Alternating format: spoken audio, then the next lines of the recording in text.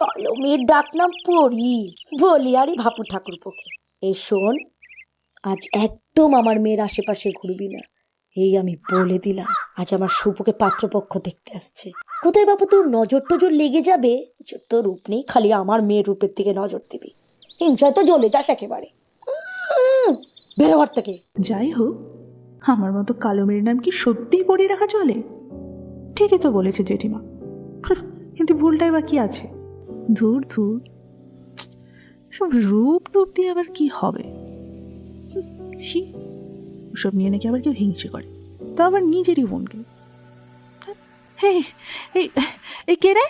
আরে এই মেয়ে, দেখে চলতে পারো না নাকি? এক্ষুনি কি হতে যাচ্ছিল তার খেয়াল আছে? যত সব, যাচ্ছিল তো সুইসাইড করতে। আজকালকার ছেলেমেয়েরা একদম বয়ে গেছে, ইউজলেস। বলছি কি কাকু, আজকালকার ছেলেমেয়েরা তো না হয় বয়ে গেছে, কিন্তু আপনার মতো অকালপক্ষ কাকুদেরকে না জেনে শুনে শুধুই রাগ দেখানোটাই স্বভাব না? মানে আমি কি একবারও আপনাকে বলেছি যে আমি সুইসাইড করতে যাচ্ছিলাম? তা তোর নাম কি রে মা? প্রত্যক্ষা গাঙ্গুলি। ও মা, কি সুন্দর নাম, একদম আনকমন। আর তোর নামের মতোই না তোর চোখ দুটো ভীষণ সুন্দর। কালো তা সে যতই কালো হোক, দেখেছি তার কালো হরিণ চোখ, কৃষ্ণকলি